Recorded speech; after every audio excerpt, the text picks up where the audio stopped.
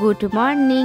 কেমন আছেন আপনারা সবাই? আশা করি আপনারা সবাই ভালো আছেন ও সুস্থ আছেন। আমরাও বেশ ভালো আছি। তো চলুন আমি আমার পরিচয়টা প্রথমে দিয়ে দিই আপনাদেরকে। আমি তৃষা, আমার ছোট্ট একটি পরিবার তৃষা সিম্পল লাইফস্টাইলে আপনাদেরকে অনেক অনেক স্বাগত। আজ হচ্ছে বৃহস্পতিবার আর এখন ঘড়িতে বাজে ওই সকাল 8:30 নাগাদ। এখন থেকে আপনাদেরকে সাথে নিয়ে আজকের ভিডিওটি আমি শুরু করলাম। আশা করি আজকের ভিডিওটি আপনাদের বেশ ভালো লাগবে। আর হ্যাঁ বন্ধুরা, আপনারাও কিন্তু আমার সাথে থাকবেন, যেভাবে এতগুলো দিন আপনারা আমার পাশে ছিলেন। তো চলুন ভিডিওতে যাওয়া যাক।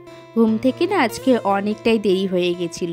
ওই তাতান যেহেতু আমার সাথেই ঘুম থেকে ওঠে, তো সেই জন্য যদি আমি সকালের দিকে ঘুম থেকে উঠে যাই না, তাতানো দেখি ঘুম থেকে উঠে যাচ্ছে।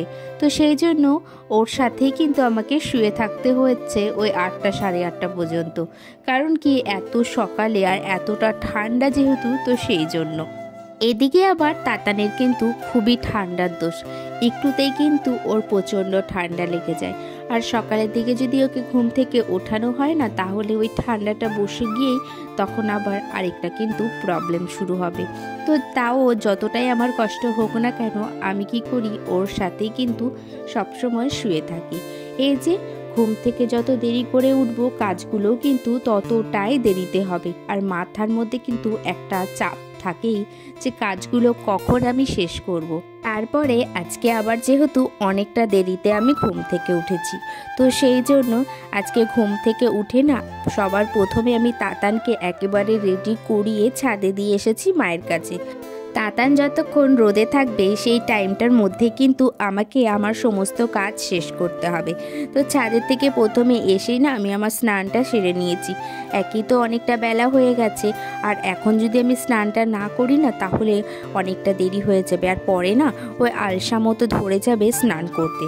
তো সেই জন্য আগে স্নানটা করে ঘরে চলে এসেছি, ঘরের কিন্তু বাসি বিছানাটা গোছাতে। তো ঘরে এসে কি নিজে রেডি হয়ে বাসি বিছানাটাও কিন্তু আমি গুটিয়ে নিচ্ছি। আর এই সময়টাতে যদি বিছানাটা না গোছানো থাকে না, তাহলে দেখবেন ঘরটা কীরকম এলোমেলো লাগবে। যতই আপনার ঘরটা মানে গোছানো থাকুক না কেন, তারপরও বিছানা যদি গোছানো না হয়, তাহলে কিন্তু ঘরের সেই সৌন্দর্যটা আর বাড়ে না।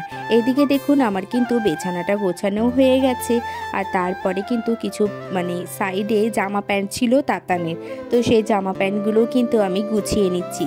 তাতানের বাস্কেটটা আমাকে দিনে কিন্তু 2বার করে গোছাতেই হয়। সকালের দিকে একবার আমি বাস্কেটটা গোছাই, ওই রাত্রের বেলায় না অনেক জামা প্যান্ট থাকে, ওকে নিয়ে শুতে হয়। কারণ কি, টয়লেট করে দিতেই পারে বাচ্চা মানুষ, তো সেই জন্য ওই জামা প্যান্টগুলো নিয়ে কি করি, একবার সকালের দিকে গুছিয়ে নিই। আর সারাদিন যে সমস্ত জামা প্যান্ট ভেজা থাকে বা অন্যান্য সমস্ত জামা প্যান্ট কিন্তু একেবারে আমি বিকেলের দিকে একবার গোছাই। তো এইদিকে দেখুন ওই দুটো কিন্তু আমার সোয়েটার কালকে ইউজ করা হয়েছিল, একটুখানি বাইরে বেরিয়েছিলাম, তো সেই জন্য আমি কি করেছি, একটা সোয়েটার আমি সবসময় ঘরে ইউজ করি, সেটা দেখবেন আপনারা অনেক ভিডিও দিই। আর একটা সোয়েটার কিন্তু আমি একটু বাইরে টুকটাক কোথাও গেলে কিন্তু পরে যায়। তো সেই দুটো সোয়েটারই গুছিয়ে যেখানকার জিনিস সেই জায়গায় কিন্তু আমি রেখে দিচ্ছি। ওই এলোমেলোভাবে রেখে দিলে কিন্তু সেটা এলোমেলোভাবেই কিন্তু পড়ে থাকবে।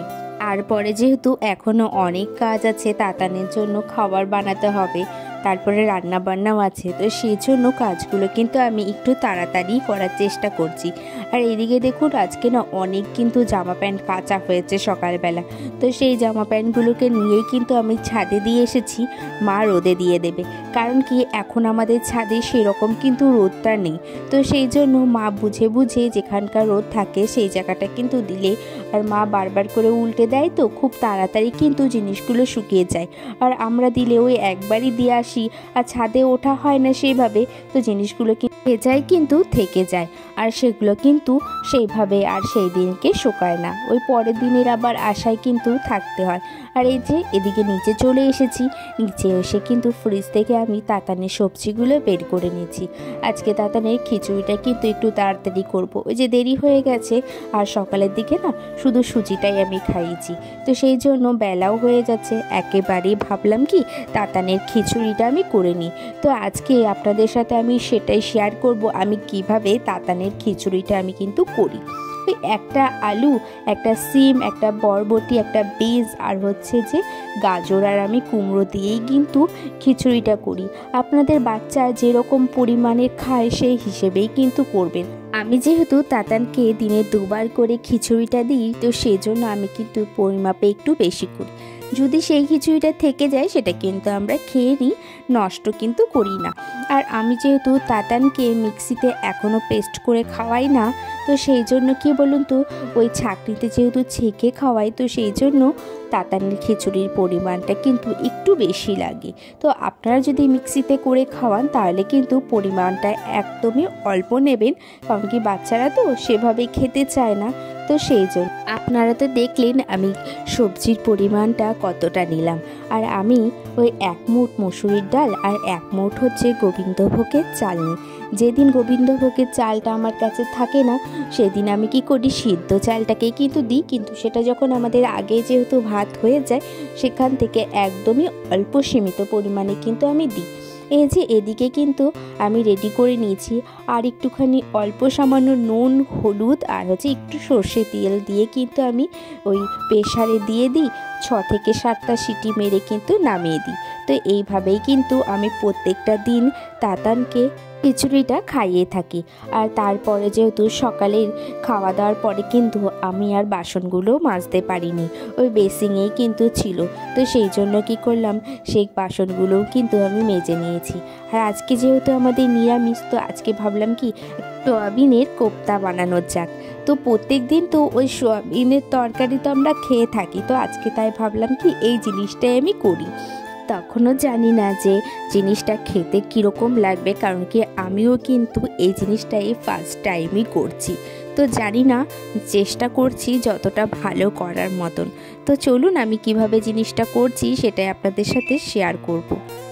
তো প্রথমেই আমি আলুটাকে আর হচ্ছে সোয়াবিনটাকে কিন্তু সিদ্ধ করে নিয়েছিলাম।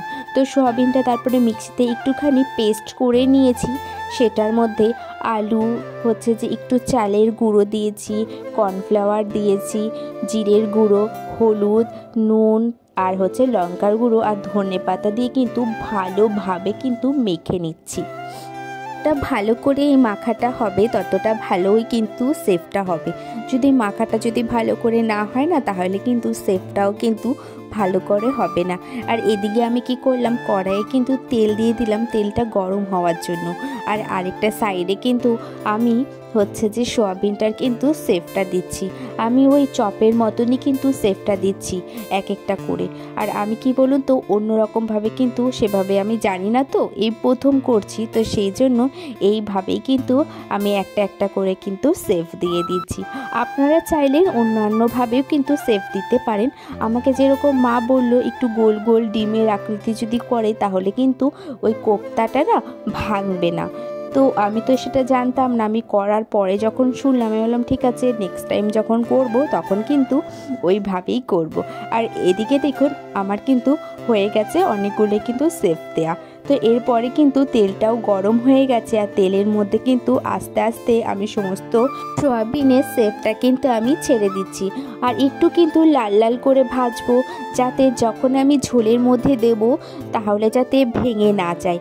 তো এদিকে দেখুন আমার কিন্তু ভাজা হয়ে গেছে, একটু দেখুন আমি কিন্তু লালচে করে কিন্তু ভেজেছি।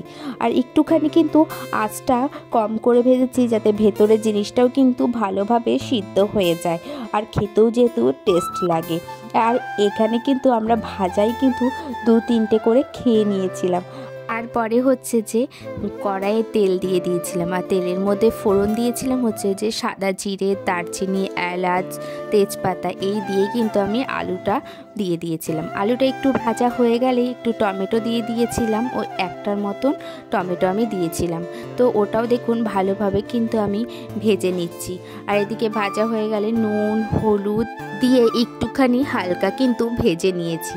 আর তারপরে কিন্তু ওই কাঁচা লঙ্কা বাটা, জিরের গুঁড়ো আর হচ্ছে যে আদা দিয়ে ভালোভাবে কিন্তু আলুটাকে কষিয়ে নিচ্ছি। আর একটুখানি কালার হওয়ার জন্য আমি কিন্তু লঙ্কার গুঁড়িটা অ্যাড করেছিলাম। তোমরা যদি চাও সেটা অ্যাড করতে পারো, আর যেরকম পরিমাণে ঝাল খাও সেই হিসেবেই কিন্তু সমস্ত জিনিসগুলো দেবে।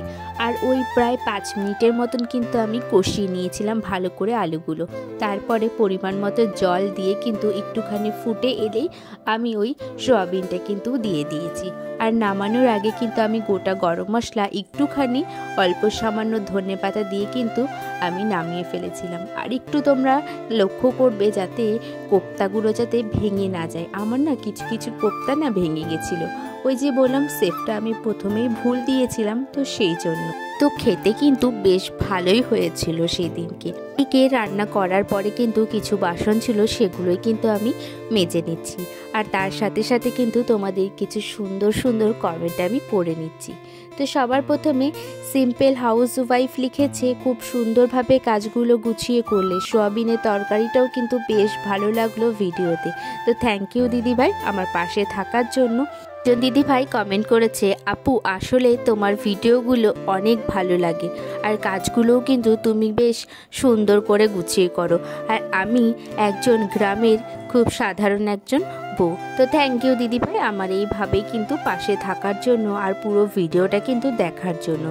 আরেকজন দিদিভাই লিখেছে, রাখি বিশ্বাস, খুব ভালো লাগছে তোমার ভিডিওগুলো। থ্যাংক ইউ দিদিভাই, তোমরা আমার এইভাবে পাশে আছো বলে আমি কিন্তু প্রত্যেক দিন ভিডিও করার কিন্তু এনার্জিটা পাচ্ছি। আর আমি না সেভাবে ভিডিওগুলো শেয়ার করতে পারি না, ওই এডিট করে না সব সময় হয়ে ওঠা হয় না। তো সেই জন্য আমি চেষ্টা করব প্রত্যেক দিন কিন্তু ভিডিও দেওয়ার। এই যে এদিকে কিন্তু আমার বাসনগুলো মাজা হয়ে গেছে, আর বাসনগুলো কিন্তু আমি রেখে দিয়েছিলাম সাইডে।